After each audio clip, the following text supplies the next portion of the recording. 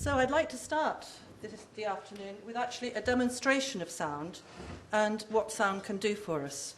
And I'd like to start by playing this Tibetan singing bowl here, which was designed apparently from about 5 sacred metals. The key to it is not known, but 5 sacred metals make up these bowls, and they're created by beating in sacred chants into them so that they create a particular resonance.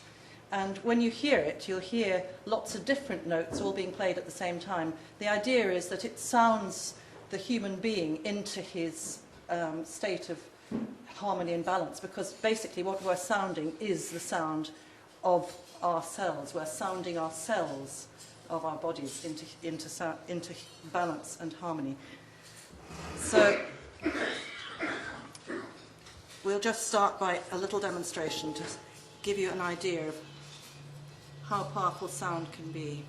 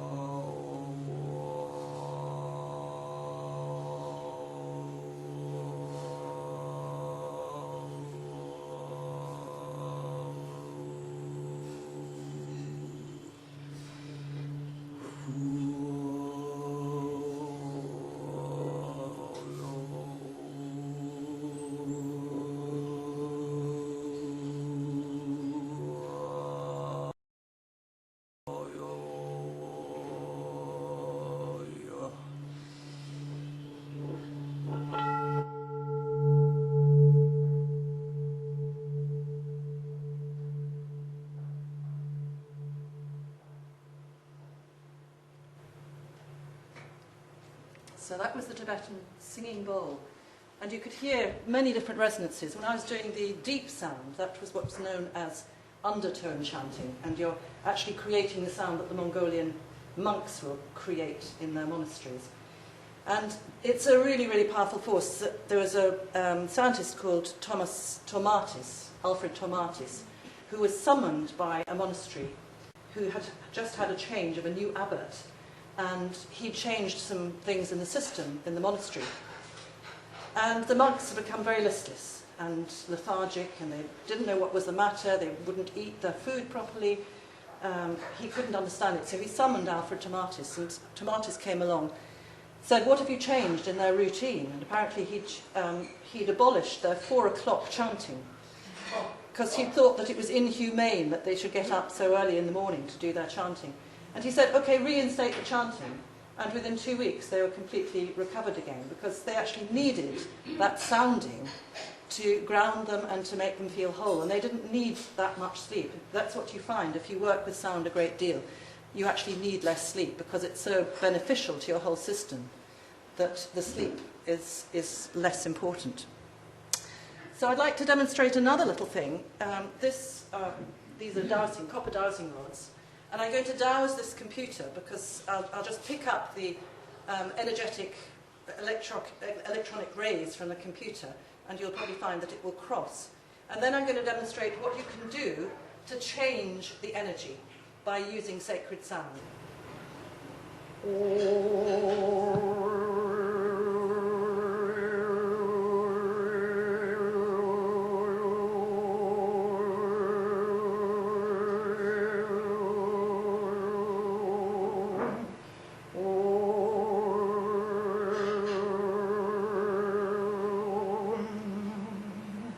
So that was just overtone chanting. And as you see, I wasn't touching the rods any more than just holding it naturally, and the rods opened out. So you're actually harmonizing those electronic rays. Those would cause, if you had too much of that in your office, it would cause geopathic stress. But you can actually, if you go in with your dowsing rods and if you do your sacred sound, you can actually harmonize that space by using sound. So I'd like to take us to this picture here is a depiction by the Aborigines of what they call the Songlines. And they, every single rock or tree or lake or pond that they came across, they would sing them into existence. And so they would then paint them in the sand or on their pictures. And so this is just a sort of pictorial depiction of the creation. And in the Bible, we have many, many references to song as a mode of praise and as a creation tool. The whole of nature loves to sing. In a myriad of sounds, we have the birds, we have the insects, frogs, dingoes, hyenas, dolphins and whales all make wonderful sounds. Even the trees sing when the wind blows. And I had an incredible demonstration by Hamish Miller, who many of you will have read his books, The Sun and the Serpent. At one of his lectures, he had a recording of the sound of the crickets, and it had been slowed down to make us hear it the way that the crickets would hear it. And it was just so moving. It sounded like a heavenly choir singing. And so it's a sort of indication that all the natural beings in this world, the animals of this world, they make sound and they hear each other in a different way to the way we hear them. So everything around us is sacred sound.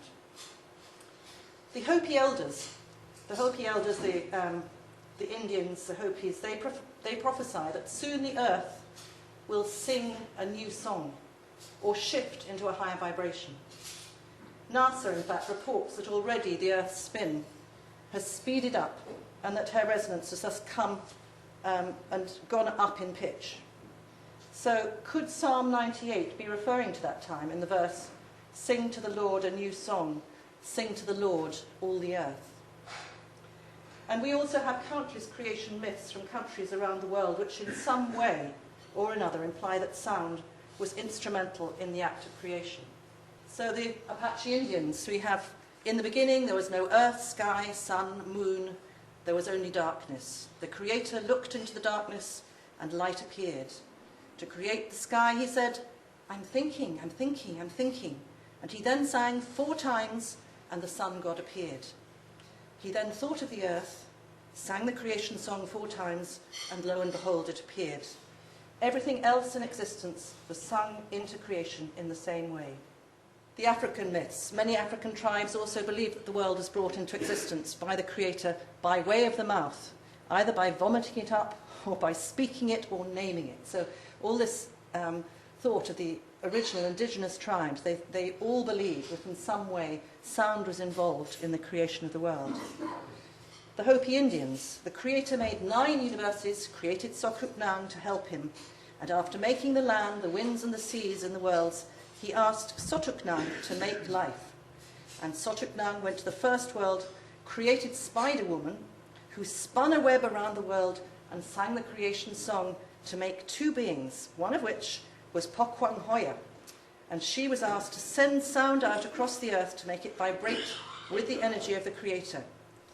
Spider-Woman also sang the birds, the animals, and the human beings into existence with the creation song. Of course, we all know the St. John Gospels. In the beginning was the Word, and the Word was with God, and the Word was God. Another example of speaking or sounding the world into being, the Word being the sound that created our existence. And then we take it to the Hindus. In the beginning there was no heaven, no earth, nothing in between, only a vast dark ocean with Vishnu floating in the dark coils of cobra. Then from the depths came a humming sound, an om. Now the om was what I've just sung to you when I opened up those copper rods. It grew, it spread, throbbing with energy, and then Brahma emerged from Vishnu's navel and was told by Vishnu to create the world. So moving to the Kogi Indians. The Kogi Indians are the wonderful race of Indians who are right up in the Sierra Nevada mountains, and they escaped all the invasions of the Spanish by climbing really, really high up into the mountains, so nobody knew they were there. They have a similar belief to the St. John Gospel, that it was spoken or sounded into being. And their belief is in the mother goddess, Aluna, who is the water spirit. And they believe that Aluna is the underpinning spirit which creates everything, God, totality, everything that we know of in our existence. So then coming back to the Aborigines, they believe that their ancestors created the earth by singing it into existence. The earth was not so much thought of as a body, but as more of as a song representing a map. The song created the map of the world and it brought it into existence. Before the song, there was no world. So they had to sing everything that they found, that they came across, into existence. Otherwise, it wasn't actually there. So every time they spotted a rock or an animal or a stream, they would literally sing them alive by naming them. And this period was known as the Great Dreaming. And here we have the Aborigines doing their walkabout. And their walkabout was really a very, very sacred respect of the earth. They felt that the earth was their mother and that without the earth they would not exist. So they felt that the land was not divided by fences or owned by anybody, but it was an interlocking network or grid pattern of ways through. And in order to get through from one side of the grid to another side of the grid, they would have to sing the correct song. So they had songs for every single place that they went to. And it was very important to sing these songs in the right order, or they weren't actually allowed through. And this was known to the Aborigines as the walkabout. And it was essential that they sang these songs before they could actually travel from one place to another. It was like the code that allowed them to travel through that part. And here we have one of the depictions of the rainbow serpent. This represents to them the serpentine energy that snaked its way through the land. And every aspect of the land was charged with their ancient songs, and the paths upon which the ancients trod were their sacred trackways. The Aborigines called these footprints the footprints of the ancestors, or the ways of the law, and they became known to us Europeans as the dreaming tracks, or the songlines. And they believed that they actually circled all the way around the earth. It wasn't just in Australia, but that they actually were circling the whole way around the earth. So moving on to China, they also think of not the serpent lines, but the dragon lines in their art, and they portrayed the earth currents, which they realised there were also earth currents all the way around the world. They portrayed them as a phoenix or an eagle. So the phoenix is known as the feng in its male aspect, and huang in its female aspect. And this was the start of feng shui, the understanding of acknowledging the male and the female in the land, and the different energy lines that travelled around the land. So now we know, thanks to all the wonderful dowsers, that actually we do have the Michael line that travels all the way down from Land's End to the coast in Norfolk. And it was first discovered by John Michel, and then it was talked about in great, wonderful language by Hamish Miller and Paul Broadbent in their book, The Sun and the Serpent. And they discovered that the places that it intersected, nearly always there was a Michael church, a St. Michael church, on the places that it went through. And so they decided to call this the Michael line. But as they went along, they realised that there was also another energy that seemed to be snaking in and out of the Michael line, which seemed to have a sort of more gentle aspect to it. They felt the energy as they doused it as being a much more gentle, feminine kind of energy. And they realised that actually it seemed to also go through churches, which were known as the St. Mary churches. And so they called that the Mary line. And it's a sort of in and out, sort of snaking pattern all the way along the Mary line, going through, interlocking at different places, and nearly always where it interlocked there was a sacred site or there was a church. So going back to the Aborigines, this is known, one of their depictions of sacred animals, the brown snake. Everything that they saw was sacred, and this is just a little picture of their dreamings. Walking through the land for them was a spiritual and a psychic experience in which they connected with their ancestors and sung the earth, their mother, into harmony and balance. And they believed that, like many indigenous tribes, that they actually have a very important role to play in the world, to keep it in balance, because they believed that they were the original guardians of the earth. They hold an intuitive, sacred connection with every aspect of creation, a sense of oneness with nature and all living things, and an awareness of the necessity for a constant dialogue with the planet and an interaction with everything that they come across. But we, as the younger brother, they say, the white Caucasian man, we have no sense of this because we have now moved into a place of separation and isolation from our connection with the earth. And we've lost and forgotten this sense, which our ancestors understood so well. And we've lost, like Chief Seattle said in his great speech, a sense that we are part of the earth and the earth is part of us. Now, I love this picture because this, to me, is such a wonderful depiction of sound. It's depicting the songlines, and as you see, it's a little bit like the Michael and Mary line, these two different lines weaving in and out of each other. But if we then move on to a depiction of sound waves, you see that maybe the Aborigines actually realised that sound created waves and was creating these patterns snaking through the land. If we move on now, Robert Cohen has actually discovered that indeed these special energy lines, they do indeed snake through the whole of the countryside and continue all the way around the earth, and that they pinpoint many of the earth's chakras and important sites. So we have the first chakra, the sacral chakra at Mount Shasta. The second chakra is the sexual chakra of Lake Titicaca. Then the third chakra, the solar plexus at Uluru Rock in Australia. And the fourth, the heart chakra at Glastonbury or Shaftesbury.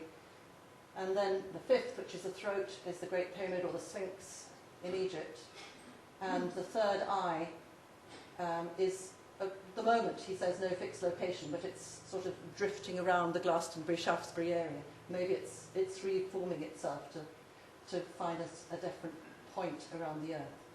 So all these lines make this wonderful serpentine curling around the whole of the earth and intersecting at all the important points. In the Edge magazine, in an article titled "The Hills Are Alive," Bob Trobshaw speculates that in Europe our own ancestors used to travel between sacred sites, recalling the legends and the lore associated with each one. And then, as troubadours or minstrels, they would sing the tales and stories, thus bringing the land alive in the same way as the Aborigines. So Britain and Ireland may have had a richness of topographical lore similar to the Aborigines, and that's implied when references to the Irish fairy paths suggest that they're actually straight lines. There are straight lines linking those different fairy paths and connecting at special places like the sacred wells and the sacred sites. Geomancers, in fact, have now discovered that earth energy lines stretching all the way around the planet link up the major sacred sites. So now we move to NEWGRANGE. NEWGRANGE was a wonderful place which I believe was very much conceived with sound in mind and with ceremony to celebrate the earth. And Paul Devereux, in his wonderful book, Stone Age Soundtracks, he writes about the acoustic properties in this chamber, where dust or incense will show up to the naked eye standing waves, because if you actually make sound, you can actually see standing waves forming. And if the sun shone through this box here at the top, at the particular times of the year, the sun would strike through this box and shine through the chamber and light at the other side of the chamber, and it would then, in his speculation, would show up the standing waves when people were making sound. And he conjectures that at midwinter sunrise, the sun would slant through this roof box and would highlight any of these patterns. So here we have some more carvings at NEWGRANGE, creating patterns, waves, spirals, possibly reflecting the fact that sound creates these kinds of patterns. And here we have another wonderful chamber, Maze Howe in the Orkney Islands, which is built with this wonderful sort of underground chamber. And again, as you see, this is again the winter solstice sunrise. So you have a picture of this shaft of light coming through the, almost like, as Michael said earlier this morning, it was like the sun god, who is the father figure, creating the sun, shafting through this almost vagina-like space, and then shining into the womb chamber at the back and uniting with the earth goddess deep under the ground.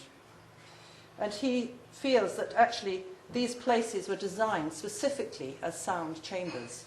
And it's been proven that if people create music in these places, or particularly drumming, which has a very, very deep resonance, that resonance will travel under the earth, and you can actually hear it in other chambers nearby.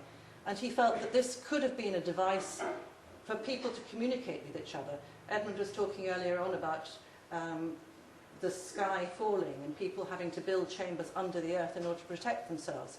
Maybe this was a device where they could actually communicate with each other, and certainly communicate with the ancestors and create sound ceremonies. Devereux also talks about places around the world ranging from ringing rocks to musical stalactites, and some of these wonderful caves around the world you can find stalactites which actually play musical scales. If you hit them with rocks, they actually sound like a sort of musical xylophone when you hit them. And he was also saying, Devereux, that if you hit the rollright stones, which are created from special quartz, that they ring like gongs. And I feel that, you know, a lot of these stones, they were built with particular acoustical properties. They selected the stones with a particular idea of creating acoustics. And I have a sense that, you know, if you create sound, maybe if people were singing inside these circles, they would create a sympathetic resonance which could have actually set these stones singing themselves without the need for hitting it with another rock. And that when these stones started singing, they would have created a most fantastic, harmonizing, balancing sound, which would bring people into that state of knowledge about themselves, because sound actually sings into every cell of the body and awakens this deep ancestral memory that we hold in our bodies. So, moving on, Caitlin Matthews, who is a wonderful Celtic shaman. I don't know if any of you have come across her, but she has done a lot of work on Celtic shamanism, and she writes, "The Celtic tradition reveals that deities and spirits, as well as mythic heroes, were associated with different places. Land features, outcrops of rock, springs, wells, and trees are the loci of these deities. History is thus the land beneath our feet. The land is sacred because it's deeply infused by mythic activity, invisible to the mortal eye, but perceptible to seers and storytellers, who in Celtic tradition are the priests of the gods." And to take the theme of sounding in the landscape further, Bob Dickinson recently researched into examples of sacred resonances in the caves, as I was telling you, some of which they contain extensive Paleolithic wall paintings, similar to the Aborigine ones. And Igor Reshnikov and Michael Danvois discovered that at certain points in the caves at Ariège, beneath the French Pyrenees, there were a concentration of significant paintings at these points, so that anyone whistling or singing or sounding at those points where there were all these paintings, in the correct pitch, they could set up dramatic resonances. I don't know if any of you have ever tried singing in the bath, because singing in the bath sometimes creates these wonderful sympathetic vibrations, and you find that the whole of the bathroom is actually vibrating to the same sound. I've had that experience myself. And I think this is the same idea, that like the opera singer, singing a particular pitch, they can shatter a glass with their sound. And if you sing at a particular pitch in these particular places, the acoustics of that place will then start to resonate. So sounds perhaps to conjure up altered states of consciousness. This is the belief that if you hear sounds at particular resonances, it will actually put you into an altered state of consciousness. And at that point, you will then access the knowledge from the ancestors. And these underground chambers you often used to find, as Michael was saying earlier, bones of the ancestors that were put in there because they felt that the ancestors' souls lived within those bones.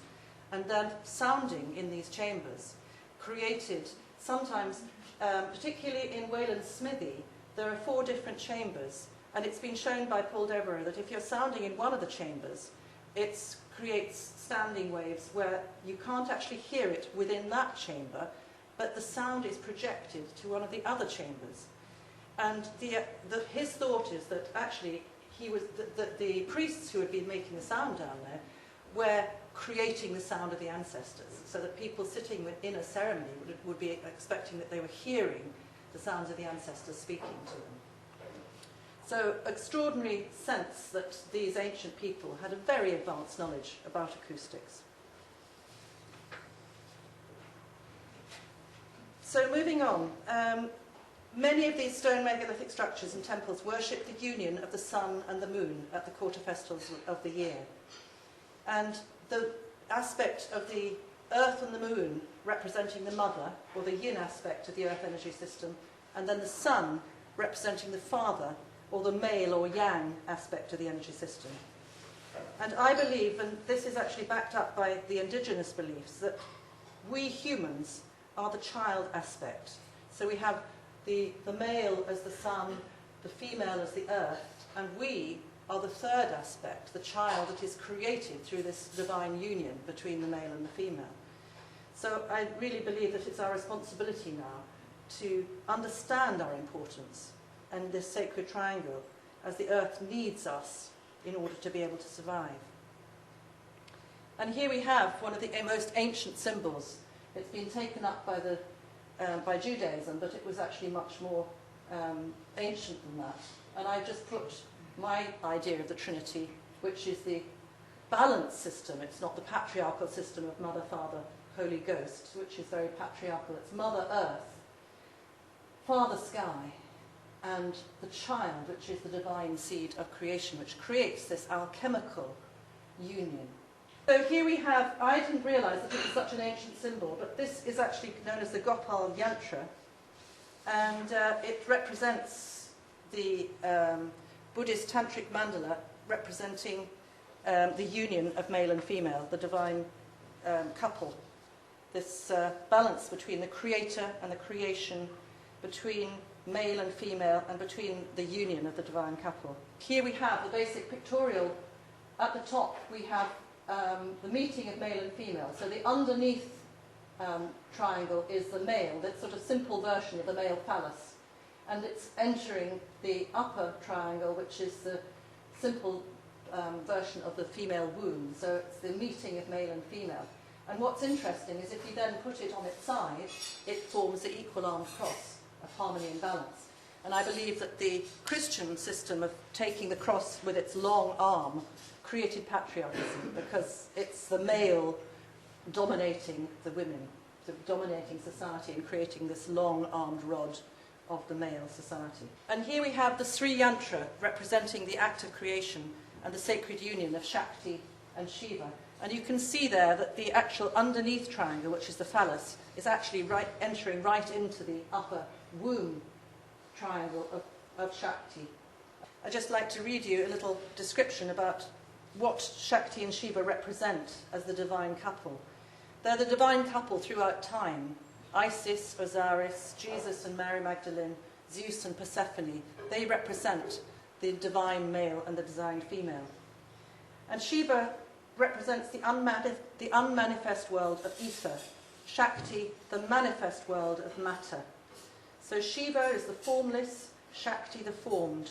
Shiva is consciousness, Shakti energy. Not only in the cosmos as a whole, but in each and every individual. The roots of Shakti are in Shiva. Though one is manifested and the other is unmanifested, they are, in the ultimate sense of the word, the same being. They are embodying the as above, so below. So there is the supreme experience where Shiva and Shakti no longer exist as separate entities. Some call it Brahman. Others refer to it as being not this, meaning that it's inexpressible, while still others say that it is one without a second. And this is the state of nirvana, samadhi, perfect oneness, moksha, or enlightenment. It's the state where Shiva merges so closely with Shakti that they become one. They embrace each other so tightly that they cease to be separate. And this is the meaning of the many seemingly erotic sculptures that we see around the world, which personify these two principles, Shiva and Shakti. And they symbolize that enraptured state where separation is no more. this is the divine embrace of Tantra, where the two energies come together as one. And moving on, here we have Hans Jenny was a wonderful scientist who created this instrument called the tonoscope, whereby he had a metal plate, you see in the middle here, this metal plate, under which he had a sound machine which vibrated different frequencies.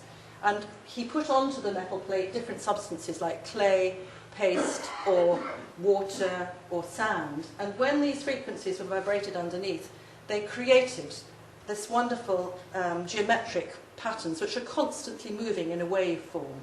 And when the frequency shifted, so did the patterns shift and created different geometrical patterns.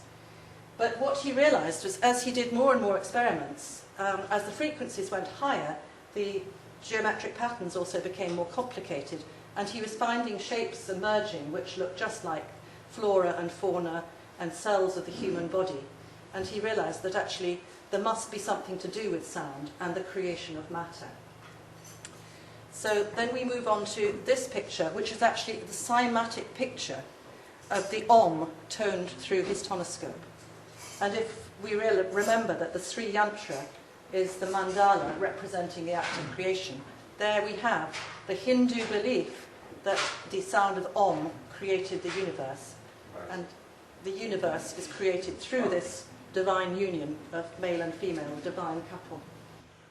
So then we move to one of the stone circles where I had an extraordinary experience with Gordon Strachan, who is a wonderful man who's trying to bring all this new knowledge back into the Christian church. And I had a wonderful experience here where we were trying to do some work with healing the wounds of Scottish land, and particularly the wounds of Culloden. This is a stone circle that's very close to the fields of Culloden, and he felt that the history of Culloden was still held within the land, and that it had never really fully recovered. And he felt that if we went to one of the stone circles nearby and did a ceremony there, we might be able to do some work to help these souls to just finally let go. But the interesting thing about this circle, if you see at the back here, there's a big sort of tall stone standing outside the ring, and then you have this little enclosed ring, which is not exactly how it would have been, because the farmers have shifted it around a bit, but it would have been a little sort of womb-like circle in the centre of the main circle. And this you see in many, many stone circles, that you have this big outer stone, which when the summer solstice, or whichever sunrise it was aligned to, came up, the shadow of the big stone would fall into the centre of the ring, creating as a visual representation of Shakti entering Shiva. So there again, they worshipped this divine union of the balance between male and female. But to just go over my little story, when we came into this circle, it was the most gorgeous, glorious, sunny, calm day, but as we approached closer, this wonderful, strong, vibrant wind sprung up. And Gordon said, well, I think the spirits seem to be being a bit disturbed here, perhaps we should better do our little ceremony. So I formed a big circle around this womb-like structure in the middle, and we toned the Om 3 times. And as we started toning, very, very obviously the wind started to drop. It dropped and it dropped, it dropped, and by the end of the 3rd Om, it was totally still around us again. And Gordon said, well, he'd visualised a great big cone of light coming into the centre of the circle, and he'd visualised all the souls of those 4 soldiers who'd been killed at Culloden coming back and being transformed and being brought back to the earth. So it was a pretty extraordinary experience. But again, an indication of how important and how vital sound is. So moving now to science again, Gurdjieff, the scientist Gurdjieff, stated that sound is the combination of 3 elements. It is the sacred trinity again. The sacred elements of pulse. Pulse is the initial thought, which creates wave, which is the vibration, which then creates form, which is the matter. Or we could say intention plus vocalization equals healing or manifestation. If we have the thought, if we have the idea, then we project that idea with intention through our sounds, through our prayers, through our chanting. we can create healing. It's the fundamental law creating all of phenomena, the law of three: Father, Son, Holy Ghost, Shakti, Shiva, Brahma, Mother Earth, Father Sky, the divine seed of all creation. There is this law of three which continues through everything. The sound will create a sort of mental picture, and then they can understand what's being said. And they can actually create these pictures and send them over large distances. So they don't actually have to be in that place. They can communicate with these sound pictures in their minds and then project it. Sounds that come from the heart. And they're also very proficient in astral travel, so they can move out of their bodies and they can travel around the world and inspect the state that the world is in. They in fact perceived that before we had the big lunar eclipse back in the, 1990, can anybody remember when there was the big lunar eclipse? 88, the great 1988, was it? Yes, something like that. But anyway, before that, they had done their astral travel. They had thought that the world was basically not worth keeping because there wasn't anybody they could perceive in the world except for one tribe in Guatemala who they felt were actually awake and actually alive. They felt that everybody else in the world was just asleep. They didn't understand who they were. They didn't understand their divinity. And they believed very strongly that when this lunar eclipse came, it was actually going to wipe out the earth. And maybe they would be, they and the Guatemalan tribe would be the only survivors. But then they discovered when, after the eclipse, everybody was still there. Why? So they went around, did their astral travel again, discovered that actually people were starting to awaken. And people actually had started to get in touch with their divinity, with the truth of who we really are. And more people are getting in touch with that. And it's like the world is bringing us into that space. It seems like we are being forced to evolve, whether we like it or not, which is actually quite a good thing. I like to think that, you know, the world is on our side. It actually wants us to still stay around. So they've got in touch with their light bodies. We've got in touch with our Merkaba, and we're emerging as a new race of more evolved human beings. Here we have the Kogis up in the mountain temples, which I think look rather similar to the Machu Picchu temples. And they're amazing, amazing people. They keep harmony and balance in their lives through connecting with our Luna. Our Luna is the water, the mother water spirit. And they live in this inner world of thought and potential, so that their energy is focused on the life of the mind rather than the life of the body. And they see that our Luna, the Earth Mother, needs humans to help her to heal and become restored to health. And they don't believe that we are a problem. They actually believe that we are the solution, but we don't yet realise it. And it's really up to us now to help our world to come back into harmony and balance. And it's now proven, in fact, more and more people have been proving that our thoughts can affect our reality. Experiments on critical mass, the 100th monkey syndrome, where in the Japanese islands there was a little female monkey who used to go to the sea to wash her fruit. And instead of grinding her teeth down by it being covered in sand, she decided to get rid of the sand, just wash it in the sea. Came back, all the other little monkeys started copying her.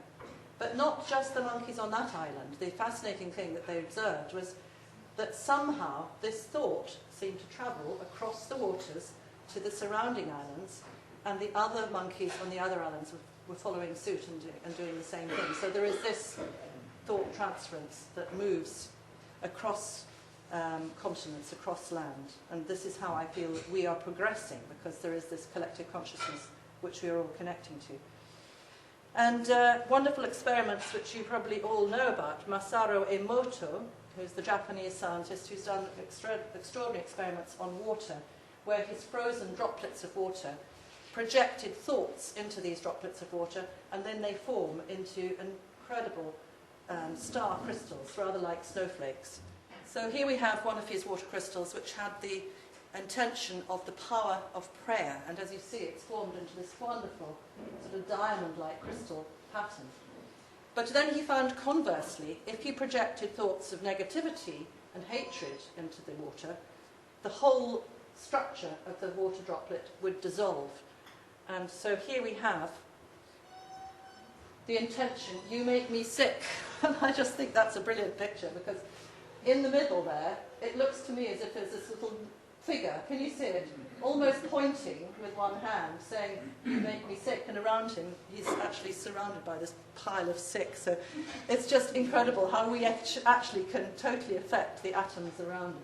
So now moving on to other beings who I found a wonderful site on the internet called Spiritual Whale.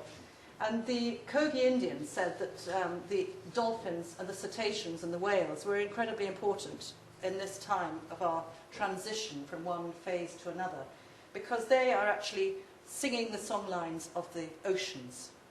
And I don't know if you've heard whales and whale songs, but they make this wonderful, deep, resonant, almost like the sound I made at the beginning, this sort of Mongolian undertoning, this lovely sound which travels huge distances. And this channel says that the cetaceans, the dolphins and the whales are actually holding the world in balance. They realise that us humans aren't quite ready to take over our responsibilities, and so they're keeping the world in balance by making these songs.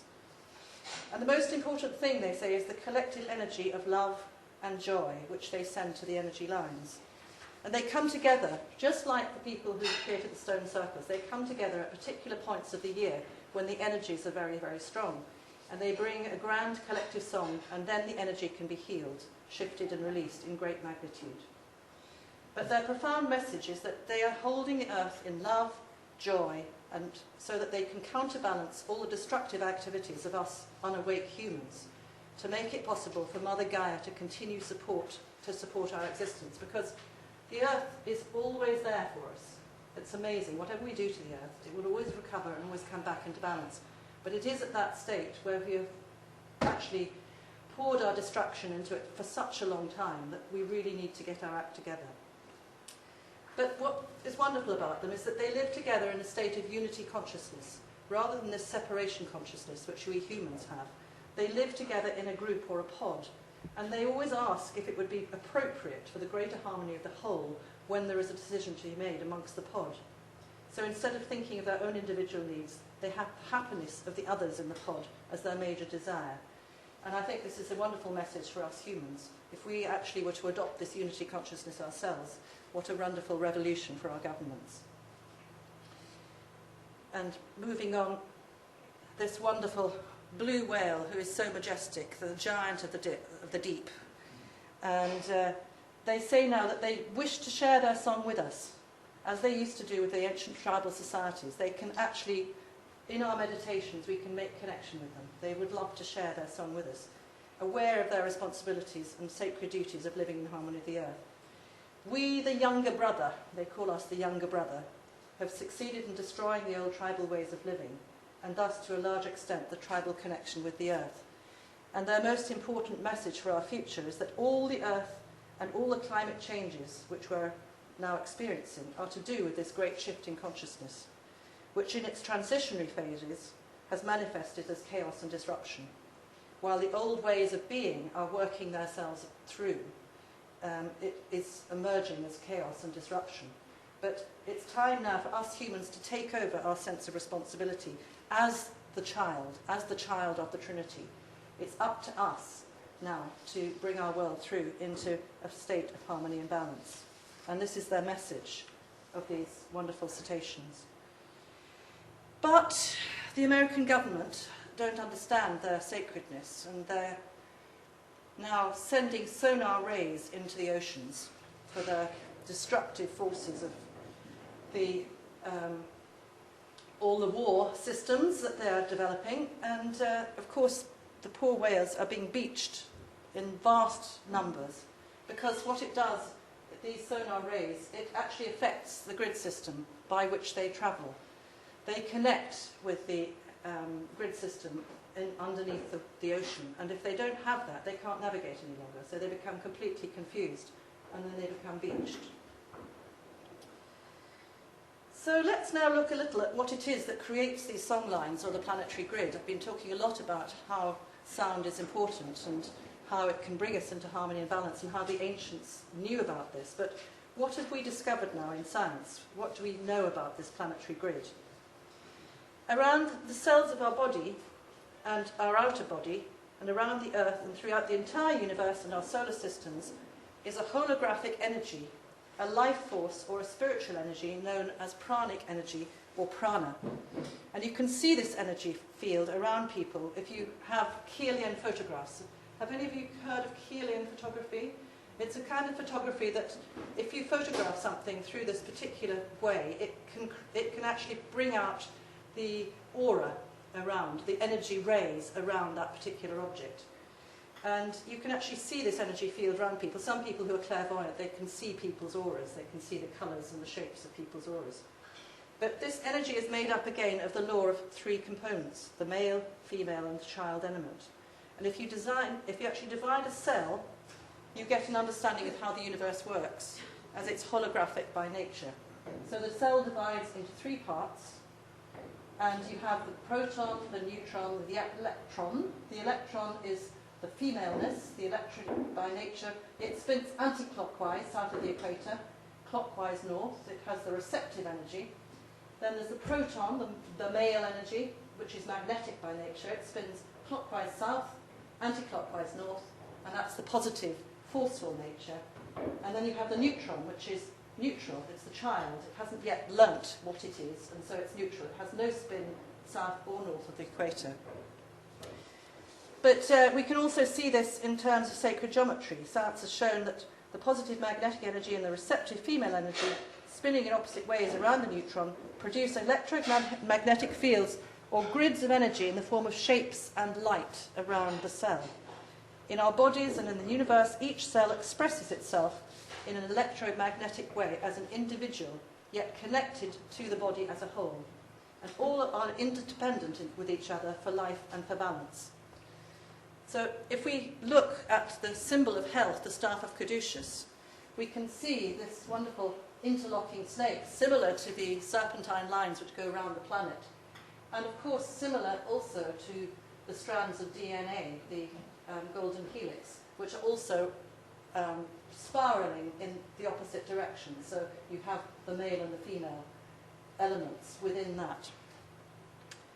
And there we have the energy pathways of the human body. And you see again these wonderful snakes going down the centre of the body, interlocking at each of the chakra points, just like Robert Cohen's picture of the energy rays going around the world, where they interlock at the chakra points. In our human body we have the same thing. And then all the energy rays going anti-clockwise and clockwise around our body. And science has now found that there are 5 main shapes which are surrounding each cell in its basic structure, and these are known as the Platonic solids. They are also known as sacred geometry, and they are the building blocks of life and of our planet. And if we go on quickly now, the flower of life symbols. Drunvalo Melchizedek, he started up these wonderful workshops to look at these particular shapes. And the flower of life shapes, you start with a simple circle on the right-hand side. If you put the point of the compass into this radial centre and then draw another circle, you create the vesica Pisces, which represents the forming of the ovum. So it's the splitting of the cell, the splitting of the egg into its new form, and then creating through the continuous splitting a new form. So we get the flower of life pattern at the bottom here. If you were to rub out all the circles at the bottom here, all the interlocking spaces, you then create the egg of life, which is this first picture on the top here. And then if you draw a line that joins up all the radial centres of each of those circles, you create the yang symbols, which are the male aspect of these Platonic solids, of these wonderful sacred geometry. So we have the cube, we have the tetrahedron, we have the star tetrahedron, and all the different Platonic solids can be created through joining up these radial points. So it's a wonderful sort of depiction in sacred geometry of the female creating life and creating the male. The male is the strident, forceful, straight-lined one, and the female is this lovely sort of rounded and supple and feminine aspect of sacred geometry. So moving to the Masonic emblem, and the Masons, of course, they understood the significance of sacred geometry. And you can see this in their actual emblem. You can see the compass point and the ruler, and G in the middle, which could represent both God and geometry. And if you actually were to put a line along the points of the compass and the ruler, you would create the Star of David, you could create the Seal of Solomon. So again, this idea of as above, so below, the male and the female uniting to create harmony and balance.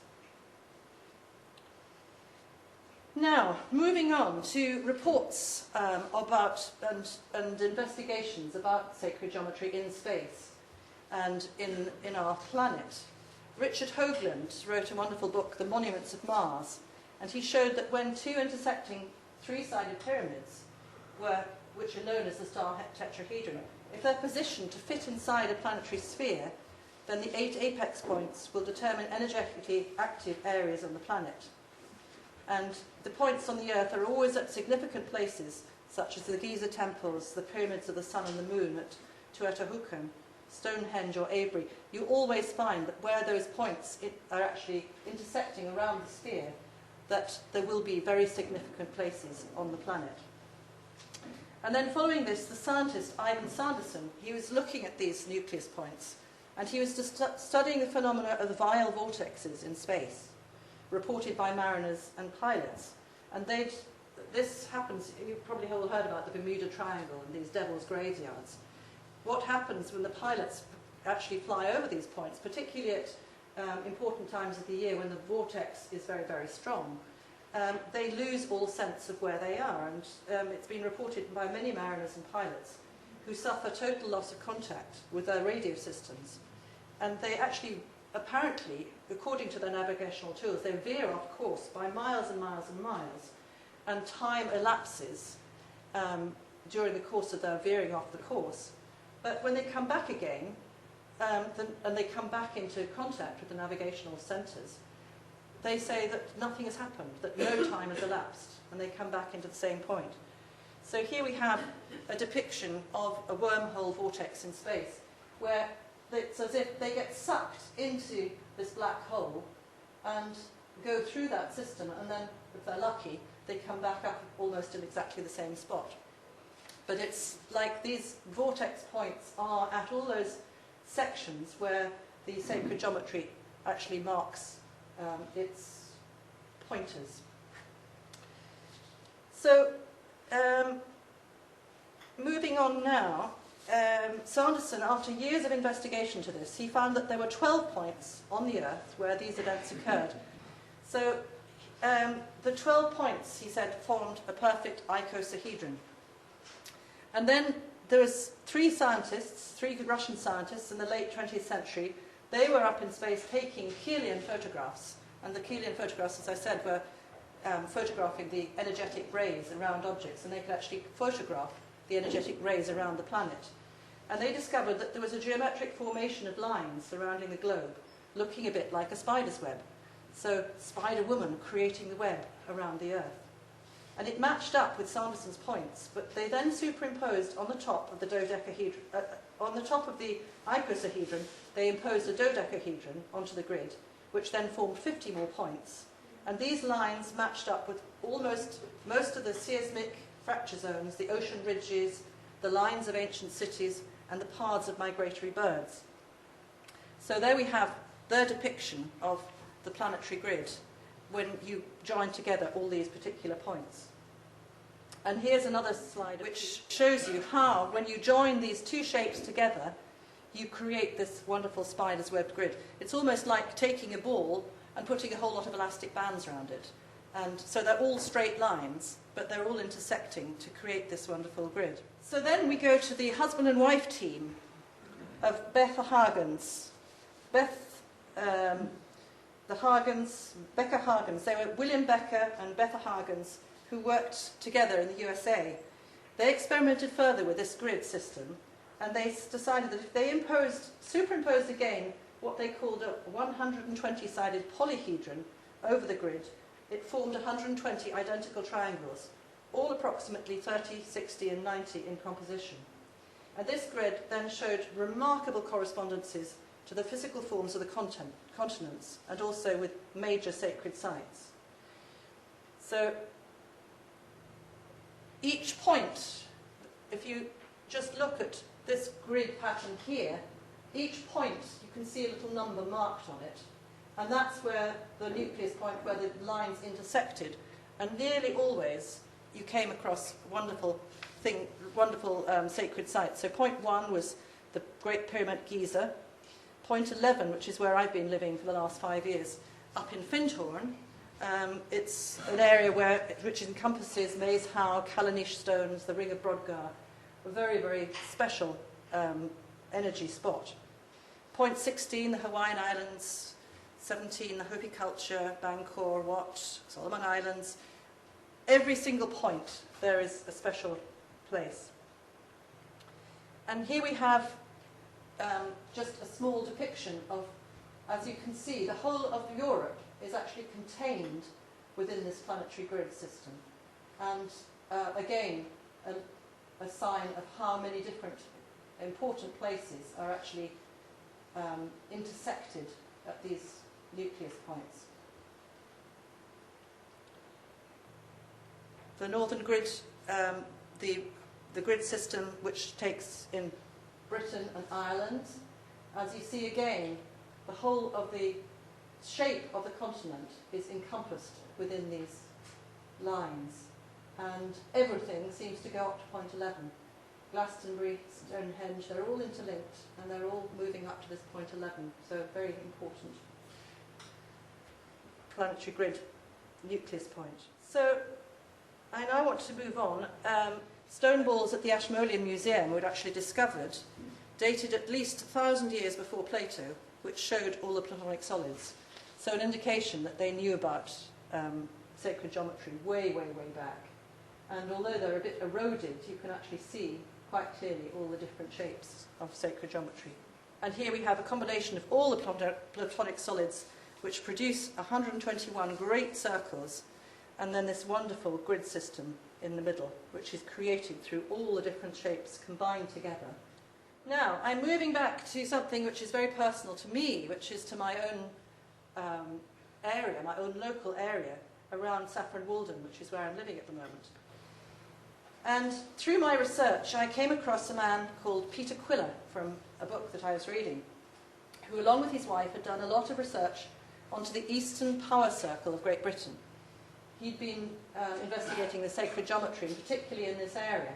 And as you see here, we've got two intersecting circles which create the Vesica Pisces. So it's the joining of male and female, the yin and the yang, the creation of life through the dividing of the seed. And Saffron Walden is marked as a central point of the Eastern Circle. On the left-hand side, we have White-leaved Oak, which is a Druid site just on the edge of the Malvern Hills. And it's also the point where the three counties are actually intersecting. So we've got Worcester and Gloucester and Herefordshire all intersecting at that point. So it's like it's the pointer of the intersecting of many sacred ways. And he said, in his research, he said, as long ago as 1975, my wife and I discovered the location of this circle, which was precisely centred on the nodal omphalus point of the Saffron Walden maze at the time of the winter solstice in 1975. Over the intervening years, we found that this centre wandered about in a spiral oscillation, at times touching Ring Hill, which I'll be talking about, the main church in Saffron Walden, and also Audley End House itself, which used to be the site of Walden Abbey, which also I'll be talking about at greater depth. So we reasoned that it must have a wobble like the Earth and the Sun too, which causes a spiral orbit. And we estimated that the orbit had an approximate diameter of 2 miles. Here we have a map of Audley End, the area around Audley End, and just above here we have this circular earthworks known as Ring Hill. And Audley End, you see there, is the site of this very ancient abbey, which was founded by Geoffrey de Mandeville, who was a Knights Templar. So he had a lot of the sacred knowledge of this area and must have known that the ancients had created this special system in this particular spot. But Ring Hill was a very, very important place. I had been investigating it myself, and it's an ancient earthworks, which I think must have been a Druid place of worship, and it had definitely suffered appalling witch hunts and pagan hunts and tortures in the 16th century, when Matthew Fox came in to get rid of all the heretics, as they called it, as the Christian church called them. And I went up there once and was confronted by a tree in the woods. It's now completely grown over by trees. One of the trees in the woods, it just spoke to me, and I was suddenly flipped back into a different time, and into a time when witches would have been burnt in those woods, and it was like that experience of seeing that tree just flipped me into that time zone. I then went and had lots of investigations in my local library to find out more about this place, and I came across the work of Christian O'Brien, which Edmund was talking about earlier, and the discovery of the Line A, or the Loxodrome Line, which goes all the way from Hatfield Forest through Ring Hill and on to Wandlebury Ring, which is another massive circular earthworks near Cambridge. And as markers along this line, there were lots of wonderful stones, which must have been brought from a long way away, because no stones of that kind were known to exist within that particular area. But they were all wonderful quartz stones, and they were all lined up, as he discovered, a megalithic mile apart. And here we have the Line A, the connecting traverse between the astronomical observation sites of Wandlebury and Portingbury. Now, in the middle of Hatfield Forest, there is a huge lake with earthworks all around it, and also has some of these ancient stones. And the theory is that that lake actually represented another monumental earthworks, and that it had been filled in, that the water had actually filled it in, and it originally would have been just like Wandlebury, another astronomical earthworks. And you have all the different points along that line, which are all marked by these wonderful stones, a megalithic mile apart. And he surmised that these are all aligned. Each one wasn't actually a completely straight line. It was a slightly curved line, which was actually the curve of the Earth. And he surmised that each stone was aligned to the North Star and the summer solstice sunrise. And by calculating the distance between Wandlebury and Hatfield Forest, and then aligning to the stars and the sacred geometry, they could actually calculate the circumference of the Earth. So an indication that the people who built this were incredibly sophisticated and knowledgeable people. He wondered where these people had come from, and with all the work that Edmund was talking about, the genius of the few, he calculated that the line that they had probably come from Sumeria and been an offshoot of the Anunnaki, the Shining Ones. And he couldn't think of any other people at that time, because he estimated that these earthworks had been built at least 5,000 years ago. They would have had a very advanced kind of knowledge to build these places. And there's a book by Thomas Lethbridge called Gog Magog, The Buried Gods, which tells of legends of giants and an invasion of Ireland of a magical people who then moved to Scotland and England. Gog Magog is the name of the hills directly behind Wandlebury Ring. We talked about Ogma and Gog as being the name of the original. Shamash was another name that was also mentioned, the sun sage, who was linked with the Anunnaki. And he also relates stories which are still related in remote parts of Ireland of the master builders of the stone circles, attributing them to a people they call the Tuatha De Danann, which means the people of the god Danu. So now moving to the alignments that O'Brien had measured up, and you come across this wonderful Pythagorean triangle, which Michael was talking about earlier on, which is the sacred geometry of the Golden Mean section. And of course, if it was 5,000 years ago when this was created, it was way before Pythagoras even talked about the Pythagorean triangle. So they knew a great deal about sacred geometry in those times. And I had a powerful experience up there myself. I led a meditation up there in the little classical temple, which is right on the edge of the Ring Hill. on a time in August this year when there was a worldwide meditation called the Fire the Grid. And for me, this was an extraordinary experience when we toned and we linked up with people all the way around the world who were doing similar meditations. And it was spectacular. We had a vast wind springing up, first of all, and then we had thunder, and then we had lightning, and then we had an incredible rain, which drenched the whole of that hillside. And as soon as we stopped chanting, the sunshine came out again. So it was like it had created something very, very special. And as soon as I finished that ceremony, I lost the key to that building. It was an ancient historical key which had been given me by English Heritage. And the whole of the rest of the day, I kept losing keys. So it was an indication to me there was something to do. That place held a very, very special key. And since then, I've discovered other ancient keys which suddenly appeared in my handbag. There was one whole ring of keys which belonged to the Catholic Presbytery in Saffron Walden. I'd never seen them before in my life. They suddenly appeared in my handbag, and I had to give them back to the priest, and he said, well, I don't know where these belong to. They're so old, I don't know which buildings they belong to any longer. So suddenly this extraordinary indication that that place there was the key to something very, very special. And so I then did more investigation, and during my lectures at the Out of the Ordinary Festival this summer, I came across a man called Madan Mohan, who has done a great deal of investigation into these power circles of Great Britain. And this is the map which John Michel originally made. He's done a great deal of investigation into these two circles. And it turns out that they were the circles incorporating the perpetual choirs of Britain. Now, this to me is the Songlines of Britain.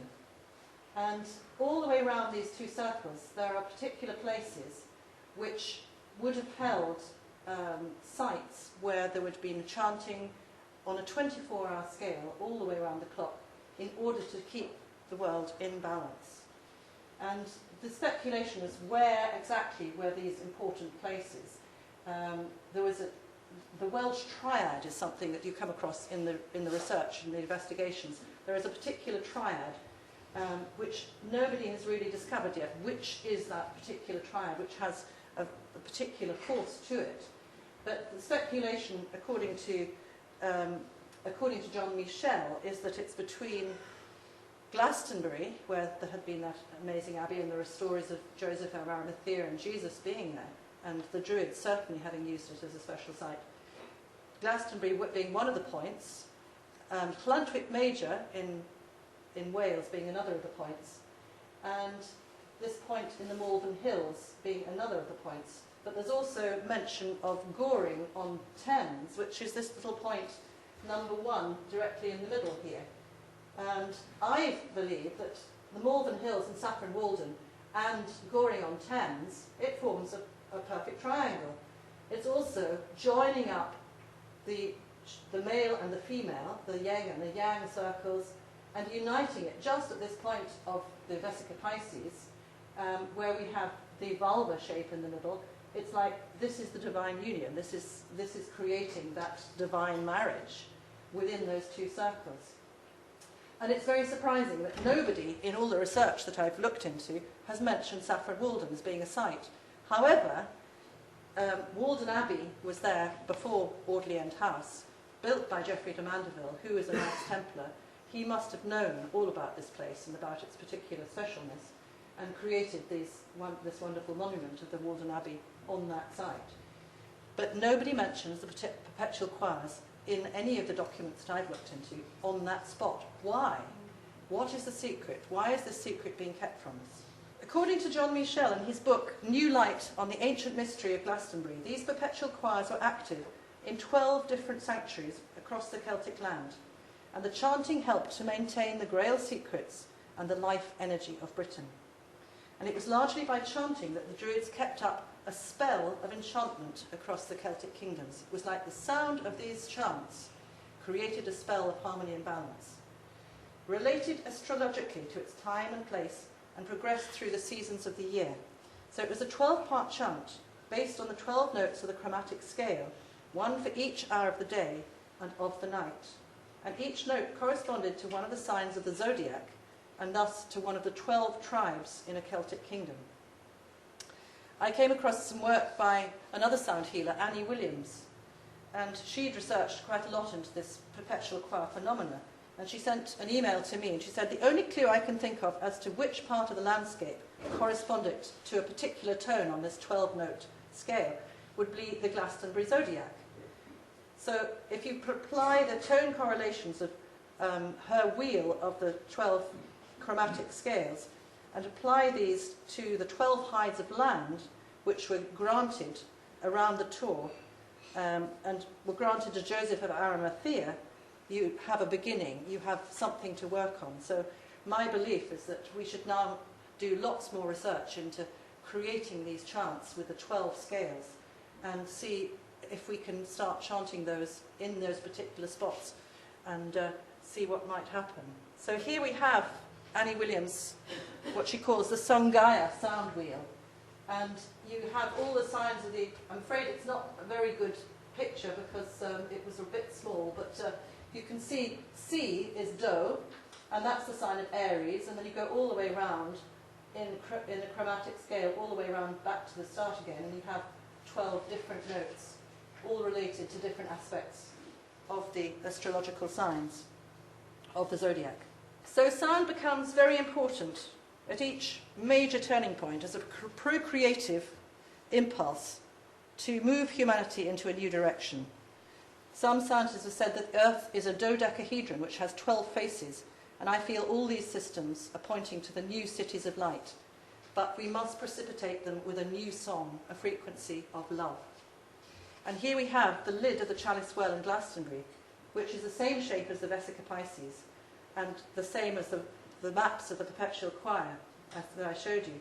And they represent, as we saw in the Flower of Life pictures, the division of the female cell into becoming the egg and the form of life, the actual creation of life. And what's interesting is that in the chalice well we have a stream running through the chalice well gardens, which is very red in its content because it's got a lot of iron in it. It's said to symbolize the menstrual blood of the divine feminine. And then outside the chalice well gardens we have the white spring, which is representing the divine masculine. So again we have the combination, the coming together of Shakti and Shiva in the landscape, coming together in oneness to create life, harmony and balance. And sound is the living vibration which can maintain this balance of these two opposing forces. So where were these choirs actually held? We have Glastonbury Abbey as one of the possible places, Llantwit Major, Stonehenge, and it's interesting that the English cathedrals of Worcester, Gloucester and Hereford, which are based on White-leaved Oak Centre, that's where they now hold the Three Choirs Festival. So it's like we actually intuitively seem to realise that choirs were very important on those points. And that spot is the secluded centre of this archaic circle, which would have been supported by the Druids. And others appear to be Goring-on-Thames, as I mentioned, and also Croft Hill in Leicestershire, which apparently was the birthplace of King Lear. So obviously a very important site there as well. And there's a curious symmetry about the positioning of the three perpetual choirs in Britain. John Michel again says, Stonehenge and Llantwit Major are equidistant from Glastonbury, some 38.9 miles away, and two straight lines drawn on the map from Glastonbury to the other two choirs form an angle of 144 degrees. The axis of Glastonbury Abbey points towards Stonehenge, and there is some evidence that it was built on a stretch of ancient trackway that once ran between the two choirs. And Michel points out that 72, 144 and 288 are the angles basic to Atlantis. So they absolutely knew that that was an important place. All these wonderful cathedrals were built with acoustical properties, and they would have had these perpetual choirs constantly chanting 24 hours a day in these places and maintaining this wonderful balance around the countryside. So it was like an alchemical reaction through sound, through specific acoustical properties. And Michel also demonstrated that the ancient Celtic perpetual choirs at Llantwit Major, Glastonbury Abbey and Stonehenge were shown to be on 3 vortices of a recular decagon of majestic proportions, and a 4th vortex existed in Goring-on-Thames, where a major pagan temple once stood at the junction of several important trackways. And these particular trackways were actually the trackways of the Ridgeway and the Icknield Way, which were these ancient walkways where the Druids and the Knights Templars would have walked to connect on these different sites.